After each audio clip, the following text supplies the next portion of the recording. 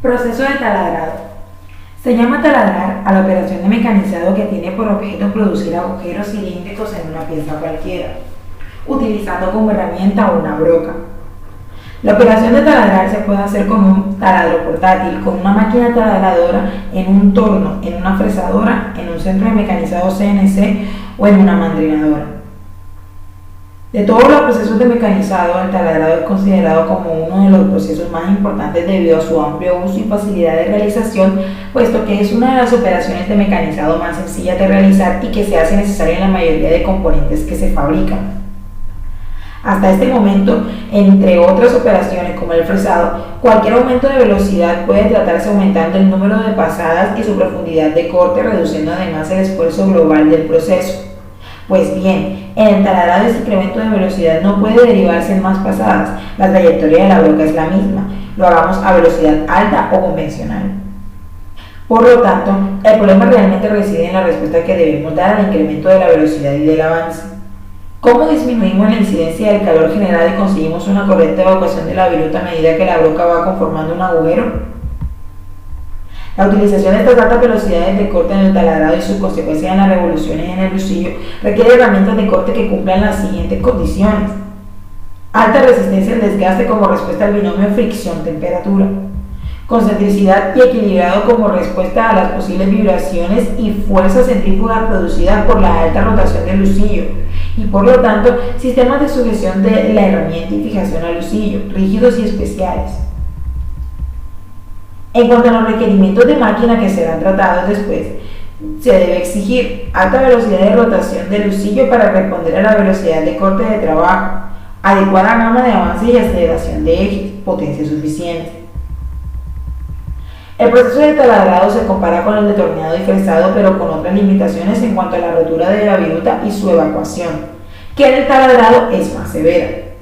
No olvidemos que la profundidad del agujero incide en la evacuación de la viruta, en la calidad superficial y dimensional, así como en el régimen de arranque. Durante los últimos años, el estudio de esta operación de corte ha derivado hacia dos teorías o aproximaciones. Empecemos por un breve análisis del proceso de taladrado, con el que comprobamos cómo la zona de corte se producen grandes esfuerzos de fricción y altas temperaturas, lo que provoca problemas de desgaste del filo de corte y por lo tanto una reducción de la vida de la broca y un deficiente acabado superficial. También tenemos la incidencia de otros factores auxiliares como la rotura y evacuación de la viruta, que en la mayoría de las operaciones resultan clave para el correcto desarrollo de la operación de corte. En la formación de la viruta incide el material de la pieza, la geometría de la herramienta, la velocidad de corte, el avance y la elección del fluido de corte. La modificación de la velocidad de corte y el avance nos permite variar el tipo de viruta de cara a una fácil evacuación. El efecto lubricante del fluido de corte disminuye el rozamiento entre la viruta y el filo, mientras que el efecto refrigerante disminuye el calor generado. El estudio del proceso de corte es similar al de torneado, con la diferencia de que el canal del cuerpo de la broca tiene forma de espiral y por defecto la zona de desprendimiento e incidencia son curvilíneas.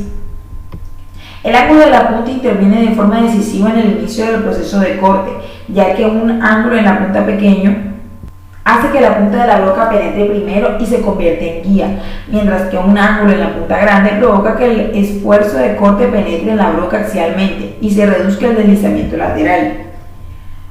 Un ángulo de la punta pequeño genera labios que son relativamente grandes, provocando virutas anchas y finas. Se provoca una carga a lo largo de todo el filo de corte que puntualmente es reducida. Además, con materiales como la fundición o ciertos polímeros, debido a la acción abrasiva de la viruta, los labios son más resistentes al desgaste. Por otro lado, si contamos con un ángulo de punta grande, obtendremos virutas más gruesas y mejoraremos el comportamiento de la broca en el caso de taladrar materiales duros. A medida que el ángulo de desprendimiento se hace más positivo y aumenta el espesor medio de la viruta, las fuerzas específicas de corte disminuyen. Normalmente se establece una disminución de entre 1 y 1.5% por cada grado que se incrementa el ángulo de desprendimiento. Las partes activas de la broca serán las que más sufren el efecto de las diferentes fuerzas de corte, por lo tanto, hay que observar el filo de corte, la punta, la formación de la viruta y las guías de la periferia de la broca.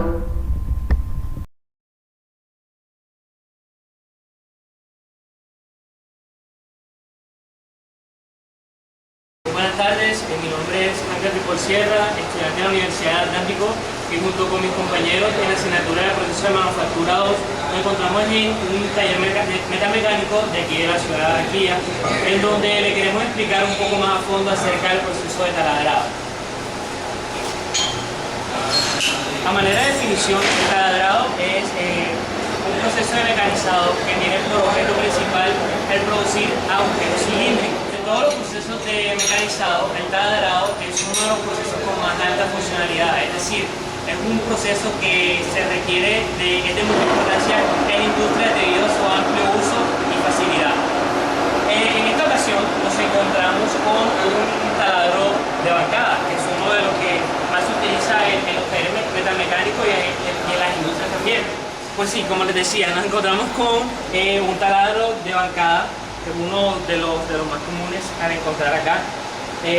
Para explicarles un poco acerca de la estructuración de esta máquina, pues aquí nos encontramos con la bancada principal, la cual tiene dos movimientos: el movimiento transversal y por este lado el movimiento longitudinal de la bancada.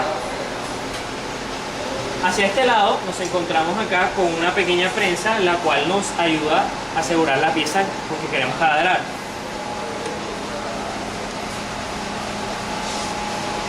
En la parte superior de esta máquina nos encontramos con el motor, cuyo sistema de transmisión es de poleas. Este motor es el que le imprime la velocidad de rotación a la broca. Hacia este lado nos encontramos con la palanca de avance, cuyo objetivo es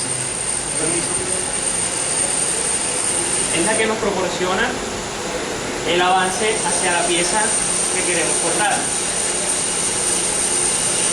Una de las variables más importantes del proceso de taladrado, como bien es sabido, es la herramienta de corte, la cual es la broca, la que tenemos acá.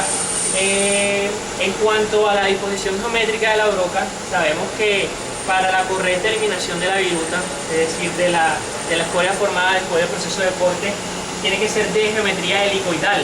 Tiene que presentar unos canales y con el debido lubricante en la punta de la broca, tiene que presentar estos canales para mayor deslizamiento de la viruta por medio de estos canales y no se quede entallada en el fondo. Los grados de libertad de la taladradora de bancada son dos. El primero, el cual está regido por el aporte de la transmisión de las poleas y que le da la velocidad de rotación a la broca, como a continuación les voy a mostrar. Si lo hacemos hacia el sentido derecho, pues la velocidad de rotación de la broca va hacia ese sentido, y si la regulamos hacia el otro lado, lo va a hacer hacia el lado izquierdo. El otro movimiento el que está coordinado por la palanca de avance, la cual se hace de manera manual o sensitiva, que es la que nos permite acercarnos o alejarnos de la pieza que vamos a taladrar. A continuación vamos a hacer una pequeña demostración del proceso de taladrado en nuestra taladradora de banca y como pues ya le habíamos dicho, los grados de libertad, los movimientos van a estar relacionados con la transmisión de las poleas, el movimiento de la rotación de la broca, cual es distribuido por ella, y el de el avance de la palanca. Pues como ven previamente, la máquina pues ya la encendimos en sentido antihorario y a continuación vamos a proceder a hacer la perforación.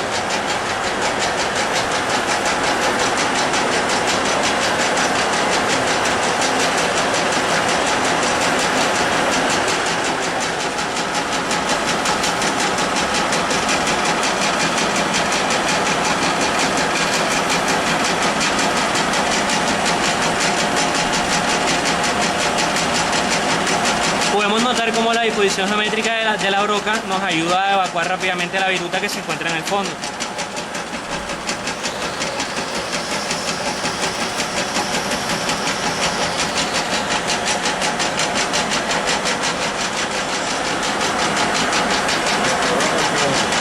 Como podemos ver, nuestra broca pues ya hizo la perforación del diámetro estipulado y pues procedemos a retirar y a apagar la máquina.